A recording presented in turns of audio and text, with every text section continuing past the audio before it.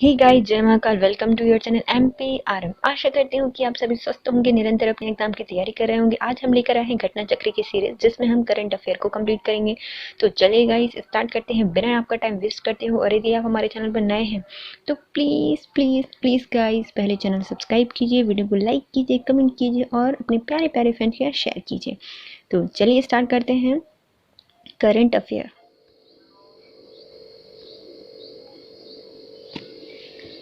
Drugs एवं वसूली के खिलाफ लड़ने के लिए किस राज्य की पुलिस ने ऐप लॉन्च किया है? तो ये 27 सितंबर 2023 को नागालैंड पुलिस ने ड्रग्स एंड वसूली के खिलाफ लड़ने के लिए एक ऐप लॉन्च किया है नागालैंड की पुलिस के द्वारा। इस ऐप का नाम क्या है? तो इस ऐप का नाम है movement against drugs and extortion in Nagaland.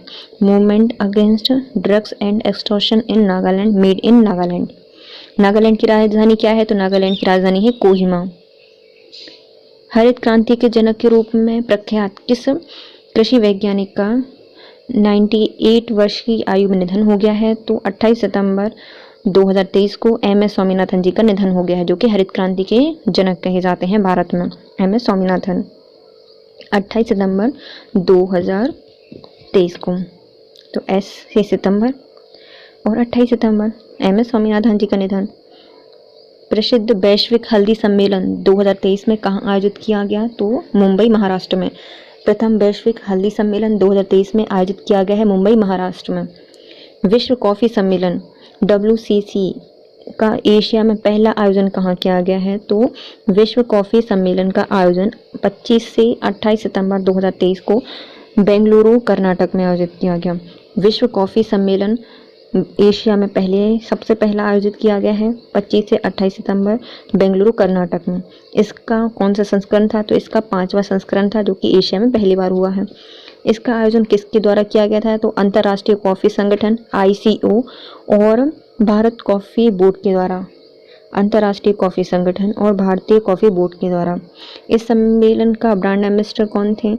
Tennis खिलाड़ी रोहन बोपन्ना। तो इस सम्मेलन के ब्रांड एम्बेसडर थे टेनिस खिलाड़ी रोहन बोपन्ना।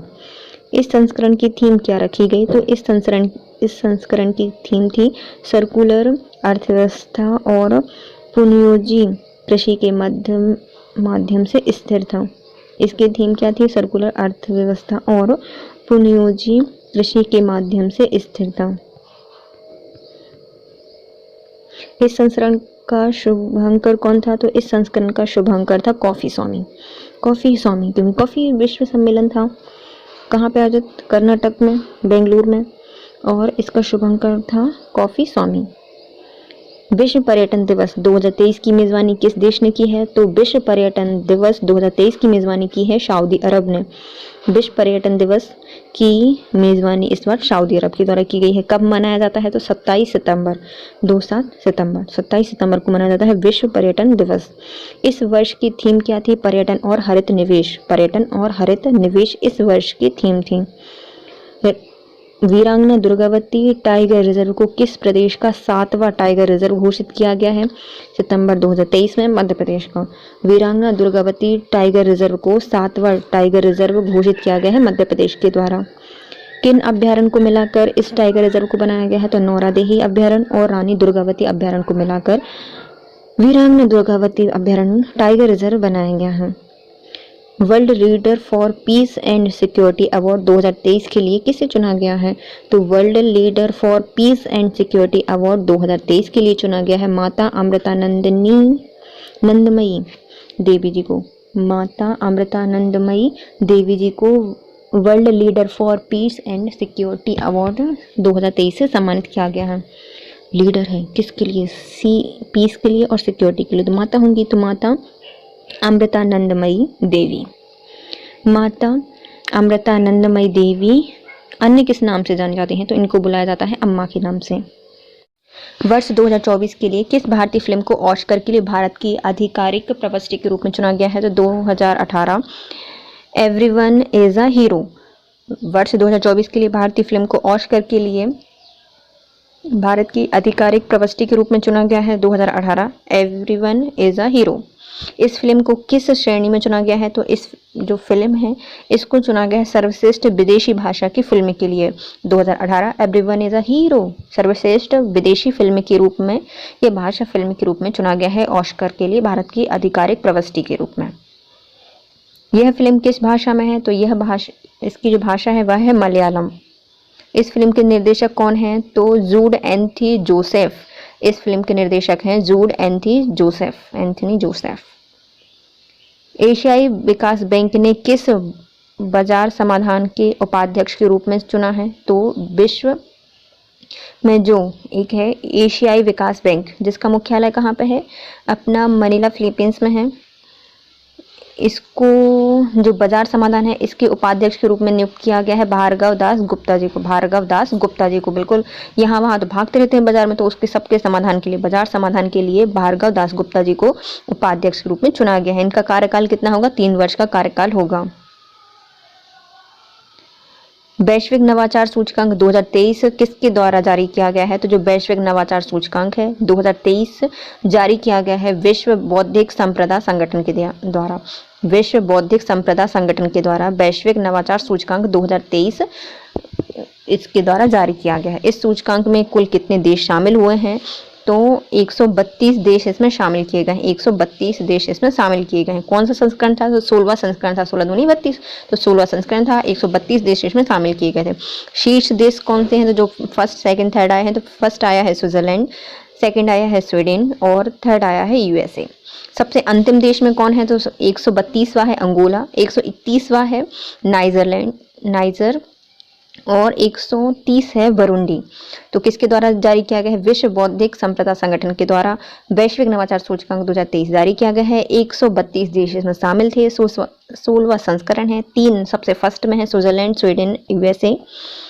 सबसे अंतिम है अंगोला, नाइजर और बुरुंडी। भारत की रैंकिंग कितनी है इसमें? तो भारत की रैंक है इसमें 40। भारत का स्कोर कितना है? तो भारत ने स्कोर किया है 38.1 और उससे 2 ज़्यादा, रैंक है 40। वर्ल्ड यूनिवर्सिटी रैंकिंग 2024 किसके द्वारा जारी की गई है? तो वर्ल्ड यूनिवर्सिटी रैंकिंग 2024 जारी की गई है द टाइम्स हायर एजुकेशन के द्वारा। द टाइम्स हायर एजुकेशन के द्वारा वर्ल्ड यूनिवर्सिटी रैंकिंग 2024 जारी की गई है। इसमें कितने देश और क्षेत्र शामिल हैं? तो 108 देश इसमें शामिल किए गए हैं। कितने विश्वविद्यालय हैं? तो 1904 इसमें विश्वविद्यालय शामिल किए गए हैं, 1904। प्रथम स्थान किसको मिला है? तो प्रथम स्थान मिला है ऑक्सफोर्ड विश्वविद्यालय जो कि यूके में है। द्वितीय स्थान मिला है स्टैनफोर्ड विश्वविद्यालय यूएसए की, और तीसरा स्थान मिला है Massachusetts institute of technology USA को दिया गया है। ये इस रैंकिंग में कितने भारतीय विश्वविद्यालय शामिल किए हैं? तो 91 भारतीय विश्वविद्यालय को शामिल किया गया है रैंकिंग में। शीर्ष भारतीय विश्वविद्यालय कौन सा है? तो भारतीय विज्ञान संस्थान बेंगलुरु इसमें सबसे पहले स्थान पर है। तो वर्ल्ड यूनिवर्सिटी रैंकिंग जारी की गई है 2024 की द टाइम्स हायर एजुकेशन के द्वारा। इसमें 108 देश शामिल थे। 1904 विश्वविद्यालय हैं। प्रथम विश्वविद्यालय है ऑक्सफोर्ड विश्वविद्यालय, दूसरा है स्टैनफोर्ड विश्वविद्यालय यूएसए और तीसरा है Massachusetts institute of technology USA का। भारत के कितने हैं? तो 91 शामिल किए गए हैं इसमें। शीर्ष भारत में है भारतीय वैज्ञानिक संस्थान बेंगलुरु इसमें।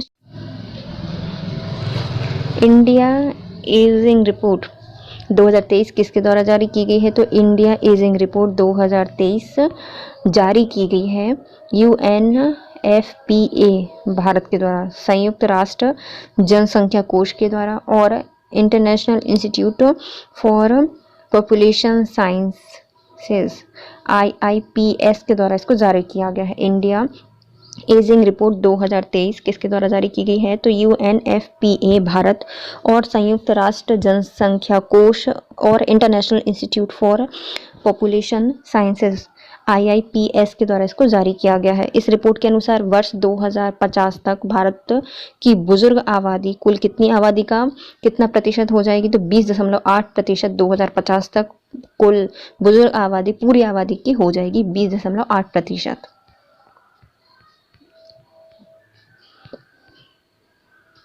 भारत में पहली बार ग्रीन अमोनिया का आयात किस पत्तन के माध्यम से किया गया है? तो आयात मतलब मंगाया है हमने, कहाँ से मंगाया है? VO चिदम्बरपत्तन, तमिलनाडु से। तो पहली बार ग्रीन अमोनिया मंगाया गया है, आयात किया गया है BO चिदम्बरपत्तन, तमिलनाडु से।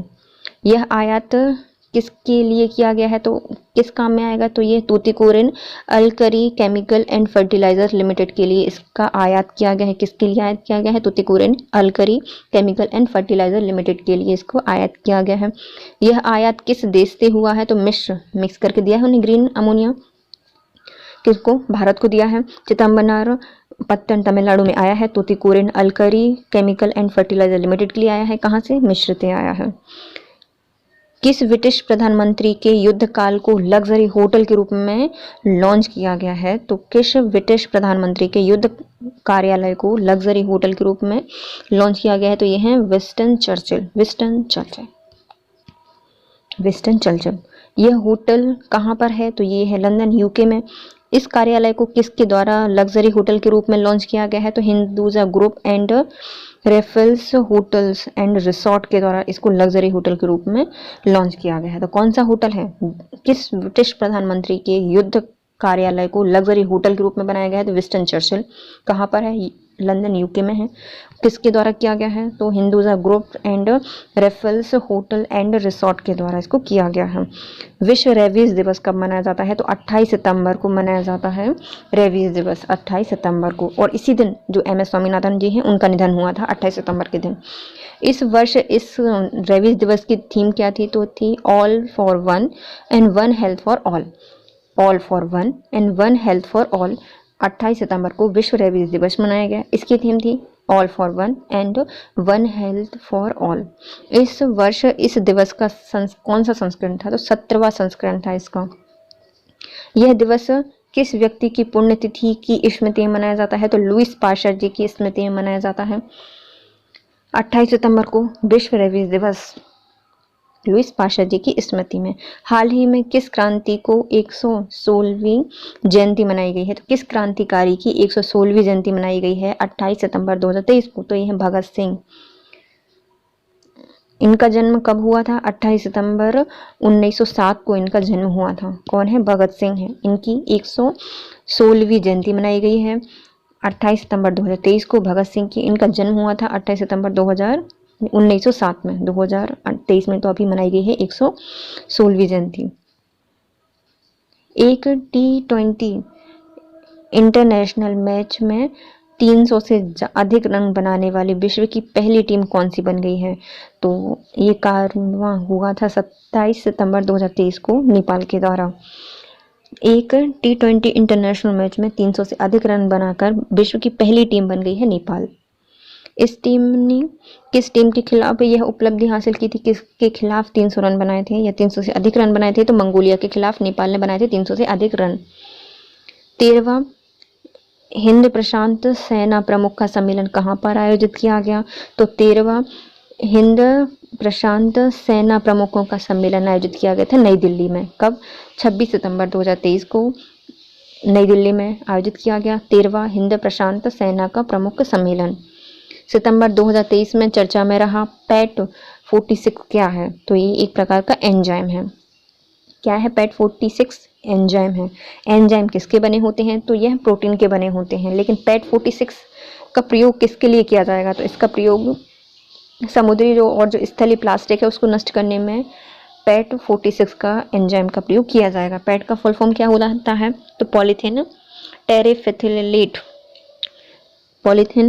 टेरेफिथिलेट पैट का फुल फॉर्म होता है। तो पैट 46 क्या है? एंजाइम है। एंजाइम प्रोटीन से बने होते हैं। पैट 46 क्या करता है? तो यह समुद्री और जो स्थलीय प्लास्टिक है उसको नष्ट करता है। पैट का फुल फॉर्म होता है पॉलीथीन टेरेफिथिलेट होता है।